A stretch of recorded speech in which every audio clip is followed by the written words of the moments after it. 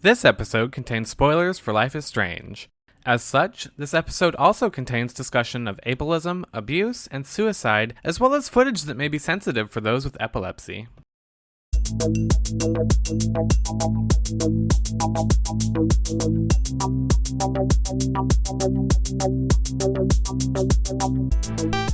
Hello and welcome back to the Push to Smart Water Cooler. This week we're going to be talking about Life is Strange Episode 4, The Dark Room. Dun dun dun. Dun, dun, dun. At the end of the last episode, there was a reality jumping kind of twist where Max went back in time and saved Chloe's father, but in doing that, changed the course of history. Dun dun dun! So last week, we ended our episode asking what you thought of the twist, and we got a lot of kind of mixed responses, but the major takeaway that it seemed that you guys wanted to make sure did not happen is that this didn't take away from the Rachel Amber mystery. Mm-hmm. Which we were definitely in that camp as well. I was kind of torn playing that introductory sequence with Chloe and Max. Like, it got me emotional and it got me invested in a way, but at the same time, at the end of the sequence, I was kind of like, well, what's the point? So I'm hoping that they kind of weave it in some way with the final episode, so it doesn't just feel like an aside that kind of didn't really go anywhere. Right. There were some thematic threads that I think they were tying in, but I wasn't sure quite how to interpret them.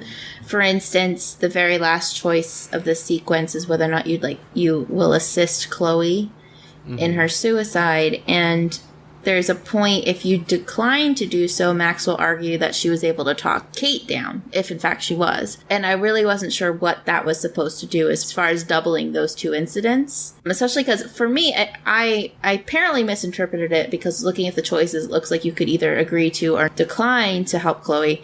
And I thought when I declined, it wouldn't let me progress, so I rewound and went ahead and did it for her. So my interpretation of that scene was, okay, well, the only way out of this situation is to do this, whereas I had these options with Kate, but maybe that's not the case. So I'm really interested to hear what people think of that. One thing, though, that we've already had some commentary on, Kieran VB brought up in the comments that while you're kind of exploring Chloe's bedroom, you find a note from the principal of Blackwell that the school isn't accessible and offer some alternatives to Chloe, which is not cool and probably not fully legal.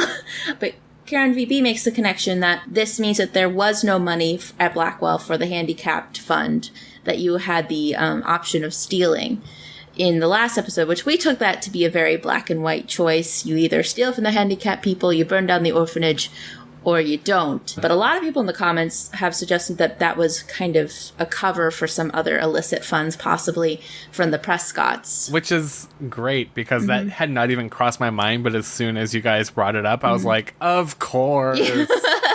Which I still, when I first came across that letter, I still didn't make the connection. I was still thinking like, oh, well, maybe that means we really shouldn't have stole the money because they don't have that much. Well, later in the episode, outside the dorm, there's a sign that mentions that they're actually putting in a ramp. Oh, that's interesting. I didn't see that. So it appears that it was actually kind of being used. I mean, I don't know if it's like a money laundering thing. Who knows? But that's an interesting little detail, though. That's probably one of the game's strengths, even though I didn't know what to make of some of these thematic threads. Connecting those little seemingly unimportant dots between all the episodes and the sort of cohesion and consistency throughout the episodes has been really satisfying, I think. The alternate reality, it almost felt like a way for you to empathize with Chloe. Had you and her been like butting heads throughout the game, it really kind of highlighted their friendship. I never really had a problem with that. Chloe, whenever she bothers me in this very, you're 18, you're a youngin' kind of way, which I don't hold against her. It was kind of establishing a status quo. So it's like, yes, your choices matter, but you need to understand this is the core of this relationship. Yeah. Which one of the choices I think that put us off before was when we chose to take Kate's call in the diner. A few episodes ago, Chloe got kind of in a huff that we were ignoring her. There is a scene after this where, since we saved Kate, we got to see Kate in the hospital, and Chloe has a really great exchange with Max about how she understands where she was coming from and apologizes, which was a really great character moment as well. Yeah, like, that was such a great moment, and honestly, that scene floored me, just because the previous game I had played was Game of Thrones, and it's like, nothing matters, but in this one, like, I got to see Kate again. She's not just deterministic and locked away in a hospital for the rest of her life. Yeah. And I don't know. That just made me so happy. Yeah, it was a great scene, and it really does set it apart from the Telltale formula, where it's either where you have an expiration date the minute something determinable, like the death in an episode, comes up. And I like the fact that Kate also was growing in that. So she becomes kind of part of the Scooby Gang in solving this mystery. That was just wonderful. I'm really curious what happens if you don't save her, if you have a scene there at all, or if you just skip on to the next thing. But that was really rewarding. But the bulk of the episode is spent finding clues. And that's finding clues from Chloe's stepfather. Which, that scene was a bit weird for me, because he was still in the house. Because for you got him kicked out, so was he there? He was not. So he was there for mine. He was in the garage, and he kept saying, "Thanks for sticking up for me, Max." And at one point, he said, "This is my this is my clubhouse. No girls allowed." And I'm like picking his lock, and it's like it was a really weird sequence. Did you use the crowbar on the lock? No. Oh, I was about to say that totally would have given it away. That's what I did, because he wasn't there. His car wasn't there. Oh, that's interesting. I had to cause a distraction on the other side of the garage. I looked at all his papers and figured out the code. And then I went and opened the locker. Yeah, I just used a crowbar. Good job. You finally make it into Nathan's room, which is kind of unsettling. And you end up finding his phone. Super secret phone hidden behind a sofa. Don't know if we should talk now, before we get much further, about Warren and Nathan. Oh, yeah, they got into a fight, which I almost forgot about again. There is an article that was just published on Vice, where it's an interview with the co-director of Life is Strange about kind of where Warren is coming from. Warren has kind of, I think, rubbed some of our viewers the wrong way.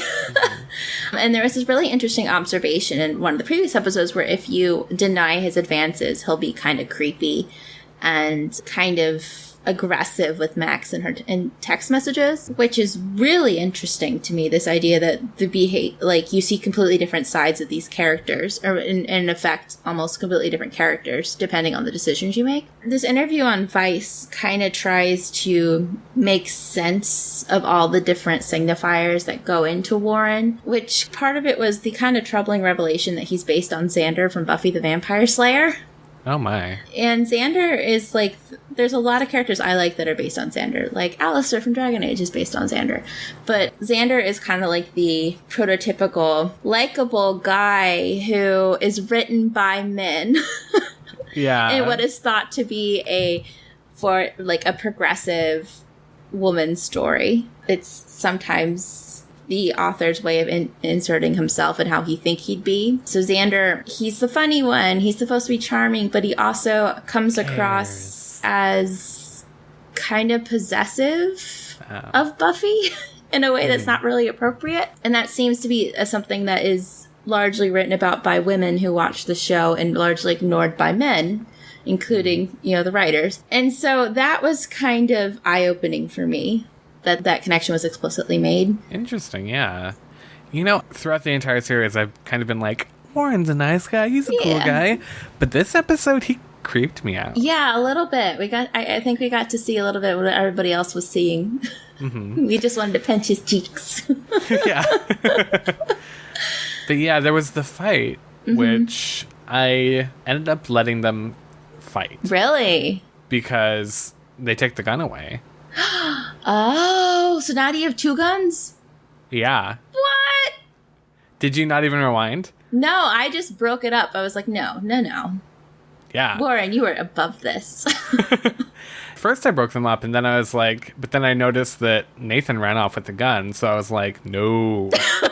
So I rewound, and I was like, he beats the shit out of him, and he's like, it's kind of intense. Like, Really? and I felt really bad about not rewinding because I didn't feel like it was good for Nathan or Warren. Because Warren just keeps hitting him, and it's kind of hard to watch. But at the end of the day, Nathan doesn't end up with the gun. Yeah. So, and then from there, you go to Frank, and this is where the game can get pretty intense. What happened in your playthrough? At first I killed him, and the entire sequence I'm thinking, why is it doing this? I can rewind. Why is it doing this? Yeah. And I rewound. But Chloe still did wound Frank with a knife. Oh.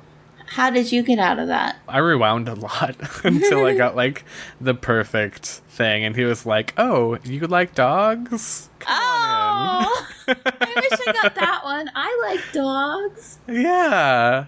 I thought you were a shoo-in. But no, it was...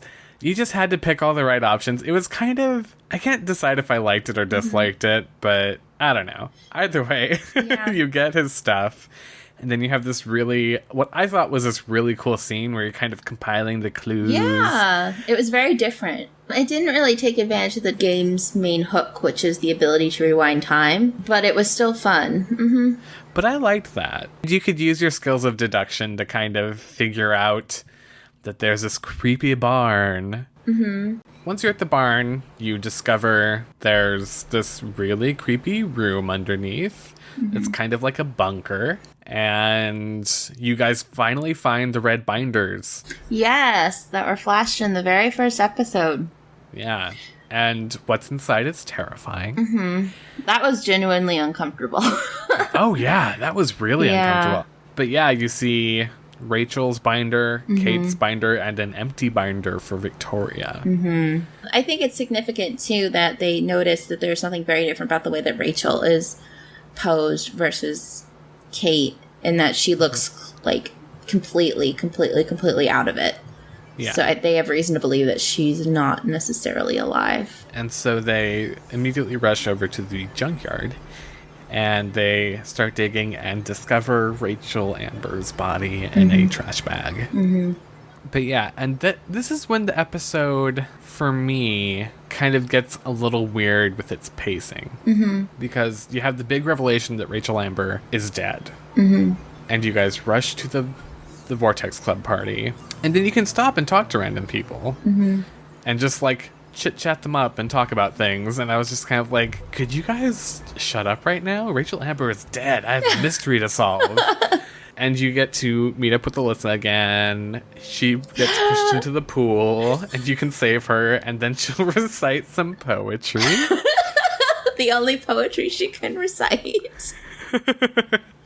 I love her so much. I was so worried because I got to that point and I felt like this is the end. This is where the cliffhanger is going to happen. I haven't met Alyssa yet. Where is she? Where did I miss her? And then I saw her by the pool. Like, I saw her fall in the pool, like in like Max's peripheral vision. It was like, phew. Oh, thank God. Got it. Alyssa fell into the pool. I was right in the world. Yeah. Okay. But yeah, and then you get into like the VIP area and you meet up with Victoria, and it felt very kind of Buffy Cordelia now that you Yeah. mentioned Xander. I liked it. I did too. I like that they didn't turn around and were like best friends, that it was just kind of understanding, We don't have to be enemies. yeah. Yeah, that's what I like. That it wasn't that they were immediately best friends, but they weren't. Yeah. They kind of realized they didn't have to be opposing forces. Yeah, it's kind of like a moment of growth. Like you grow up thinking everything's kind of black or white, or you sometimes you just feel this way anyway. That like everyone's with you or against you. There's just like no, we're just two people. Yeah. We can coexist. Did you warn her about Nathan? I did warn her. Okay, me too. I'm not sure if she believed everything that I was saying, but she felt sufficiently warned. Which I don't know if it matters so much because it turns out we were kind of wrong. But also kind of right. Well, I shouldn't say we. Max and Chloe were kind of wrong, but also kind of right. We were so right. Another thing about the party that just threw me was Mr. Jefferson's there, and he's like, "Hey guys, I'm a teacher at this party where everybody's getting fucking plastered and doing drugs, and everything's okay because I'm the cool teacher." I seriously, that was the whole time. I was sitting there like, okay, so like, because I remember like we read a letter about the Vortex Club party at the principal's office, so it's some kind of official school function, and yet there's a VIP lounge. There is clearly alcohol present, and there's just this one teacher that's like, "Hey guys, I'm the cool teacher. It's fine." Now for an announcement: Victoria wins, and then we get back to the graveyard. Because Nathan has sent a text saying that there will be no evidence. So they have to flash back to make sure they can recover. And wouldn't you know it, we were right. Yeah. We are the 7%. We were so right. We called it. I was just on cloud 9 after this, even though like it's like, oh my god, this is terrible, but I was right. Chloe just got shot in the head, but I want everyone to know that I was right. Was it the head? Yeah. Wow, I Right? didn't notice. I was so excited to be right, I didn't even notice. You kind of zoned out. Yeah. And so she's definitely dead. Mm-hmm. And so now I'm starting to wonder if they introduced the kind of... The alternate reality. so that she can come back from this. Because Right. I feel like if true. Chloe dies and she stays dead, there's like, no, sorry, you've lost me. Yeah, I feel like this is going to end with her somehow reverting everything back to before. Like, maybe so she doesn't even reconnect with Chloe, but just reverts everything. Because we got dead whales too, guys. Something bigger is going on. We can't forget that. So, shit's about to go down. We got one more episode. What do we think is going to happen besides me being right? Alyssa in the tornado with the 4x4. Let me be right about that, and I will. No complaints. Or Alyssa just like comes down into the bunker, shoots Jefferson in the head, and she's like, "I'm a time cop." That was all a test. You passed it. Yeah. Now I'm Come here to join save me. you. I Save you and the whales. And Chloe. And then her, Max, and Chloe ride off on the whales. Okay, so if it's anything other than that, I'll be disappointed. But something that was worrying us last episode was both the treatment of Nathan and his possible mental illness, as well as Chloe and her terminal condition. Which we didn't know was terminal last episode. That's that was true. something that was developed during this one. It was more Max's shocked expression of seeing her friend gasp in a wheelchair. I liked that they keep bringing up the fact that Nathan is not getting the help he needs. And, there is this really common trope, somebody is, like, mentally ill, so he's a murderer. Yeah, they're off their meds. Yeah, but I like that they're actively pointing to the fact that Nathan is not getting the help, and everywhere he looks, he's kind of being pushed away from the proper channels. Yeah, I really don't feel qualified to talk about it, but I do wonder what the revelation of Mr. Jefferson being the kind of person pulling all the strings will mean for that kind of B-plot. That's what we've been uncovering. Yeah, so I guess jury's still out. Do you want to do choices? Sure. Oh, actually, I don't think we went over this one. Did you accept Chloe's request? I rewound and did it all. But Okay. the one I stuck with was saying, I don't know, and then Chloe kind of convincing you more, and then you going through with it. Yeah, I accepted it too. And that was 52% accepted, 48% refused, which I did both options, and I thought that refuse ended the game because it didn't seem like there's anything else for me to do, but maybe I was just impatient. So next, you let Warren beat up Nathan, which when I played was 49%, but you've played later than me. Has that changed? No, it's still 49%. Interesting. And I stopped Warren, which was 51%. So far, very close together, these percentages. Yeah. During the Frank confrontation, me and 66% of players got no one hurt. That is impressive. I got Frank wounded, which is 28%. I don't know why you'd kill Frank. I guess just to see if there are any consequences. Yeah. As soon as she shot the dog, I was like, nope, No! we're going back. And then Victoria believed our warning, which 71% were able to build that relationship. 23%, though, she didn't believe them. And then 6%, you heartless people, didn't warn Victoria. So thank you for watching our discussion on episode 4 of Life is Strange, and now we want to know your finale predictions. Head to our comments section, let us know what you expect, and don't forget to subscribe to keep up to date with all of our latest episodes and water cooler discussions. Good evening, Doctor Who.